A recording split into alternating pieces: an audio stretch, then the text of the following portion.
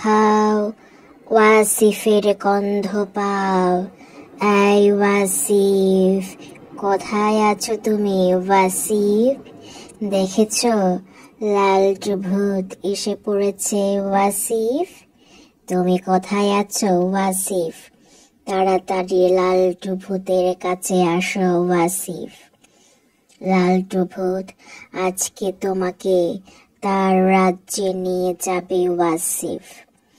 লালটু ভূতের রাজ্যে নিয়ে গিয়ে তোমাকে টুস টুস করে খাবে। কেন খাবে জানো ওয়াসিফ? কারণ তুমি একটা দুষ্ট বাবু। দুষ্ট বাবুরা লালটু ভূতের কথা শোনে না, বাবা মার কথা শোনে না, তাই না ওয়াসিফ? এই জন্য আজকে রাতে 12টায় সবাই যখন ঘুমিয়ে পড়বে ওয়াসিফ, তখন আমি তোমাকে চুপ করে নিয়ে আসবো আমার কাছে ওয়াসিফ। তুমি কেন বাবা মার কথা শোনো না ওয়াসিফ? মনে রাখবে, পৃথিবীতে বাবা মা হচ্ছে সবচেয়ে বেশি আপনজন। তাই কখনো বাবা মাকে তুমি ভুল বুঝবে না। তাদের মন খারাপ হয় এমন কোনো কাজ তুমি করবে না ওয়াসিফ।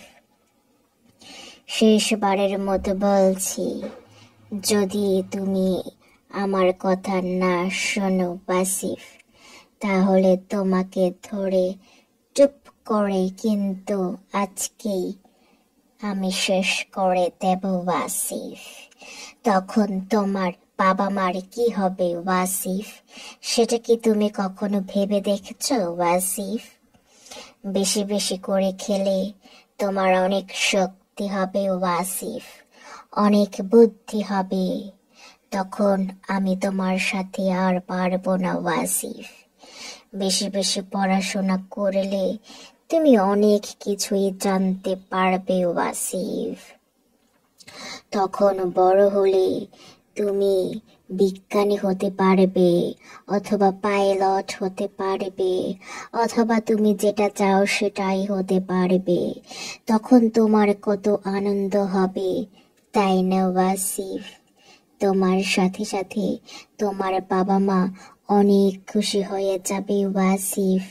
তাই বলছি, আজকে থেকে বাবা মার কথা শোনো ওয়াসিফ। আর মোবাইল ধরবে না, টিভি দেখবে না ওয়াসিফ।